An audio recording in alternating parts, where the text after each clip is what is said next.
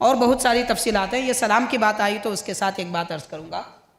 آج کل لوگ یہ بھی کہتے ہیں کہ دیکھو اصل میں حضور پاک صلی اللہ علیہ وسلم ہمارا درود سلام نہیں سنتے. نعوذ باللہ. لوگ کہتے ہیں ہمارا درود اور سلام نہیں سنتے. کیسے سن سکتے بھائی؟ ایک نبی ہیں، سارے جہاں کے لوگ سلام پڑھ رہے ہیں تو کیسا سنیں گے؟ ان کی طرف کیسے توجہ کریں گے؟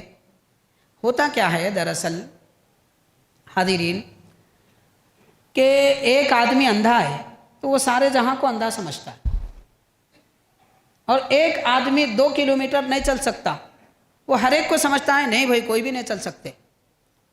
یعنی اپنی عادت کے مطابق سب کو سمجھتے ہیں، جبکہ ایسا نہیں ہوتا. نبی پاک صلی اللہ علیہ وسلم کی شان بڑی نرالی ہے. تو حضرت شیخ الاسلام بانی جامع رحمۃ اللہ علیہ ایسے لوگوں کے جواب میں ارشاد فرما رہے ہیں کہ ایک حدیث شریف میں ہے کہ 2 فرشتے سرکار کے روضہ انور پر معمور ہیں، اور ایک حدیث شریف میں ہے ایک فرشتہ مقرر ہے جو سارے جہاں کے لوگوں کے درود و سلام سن کر نبی کریم صلی اللہ علیہ وسلم کی خدمت میں پیش کرتا ہے کہ حضور فلاں امتی نے فلاں جگہ سے فلاں مسجد سے آپ کی خدمت میں درود و سلام پیش کیا ہے. اس لیے حاضرین جمعہ کے دن جو سلام پڑھا جاتا ہے اس میں شرکت کرنا چاہیے، اور سلام کو سلام کے طور پہ یہ توجہ کے ساتھ کہ میں اللہ کے حبیب کے دربار میں سلام پیش کر رہا ہوں. اور نماز میں جب ہم السلام علیکم ایھا النبی پڑھتے ہیں یہ توجہ کر کے پڑھنا ہے کہ حضور کے سامنے میں بیٹھا ہوں، اللہ کے نبی میری آواز سن رہے ہیں.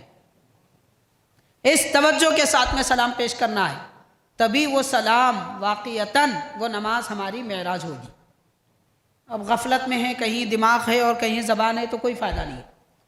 تو بہرحال حضرت شیخ الاسلام رحمۃ اللہ علیہ فرماتے ہیں 2 فرشتے روضہ انور پہ معمور ہیں، سارے جہاں کے لوگوں کے درود و سلام کو پہنچاتے ہیں.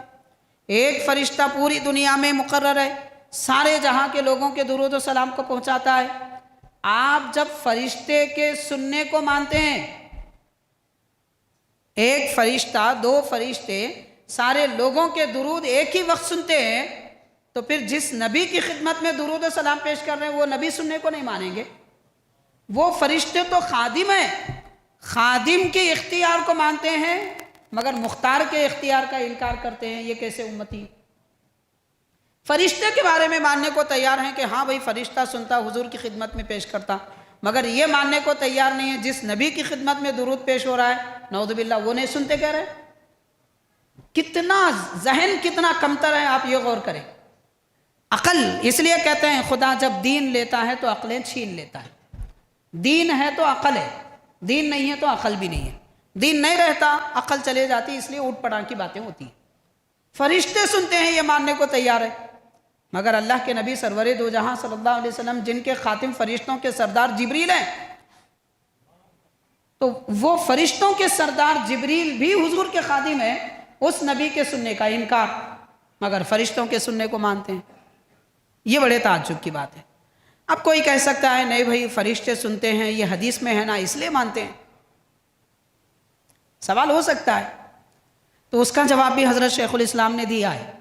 آپ نے اپنی کتاب انوار احمدی میں ایک حدیث پاک طبرانی کی حوالے سے لکھا ہے کہ نبی پاک صلی اللہ علیہ وسلم نے فرمایا ما من عبد یصلی علی الا بلغنی صوتہ، یعنی جو بھی مسلمان بندہ میری خدمت میں درود پڑھتا ہے اس کی آواز میں سنتا ہوں، اس کی آواز مجھ تک پہنچتی ہے. حضرت شیخ الاسلام ترجمہ فرما رہے ہیں اس کی آواز میں سنتا ہوں. تو مطلب یہ ہوا کہ حدیث سے ثابت ہے جو بھی درود و سلام پڑھتا ہے پیارے آقا خود سماعت فرماتے ہیں. اس عقیدے کے ساتھ میں درود پڑھا جائے.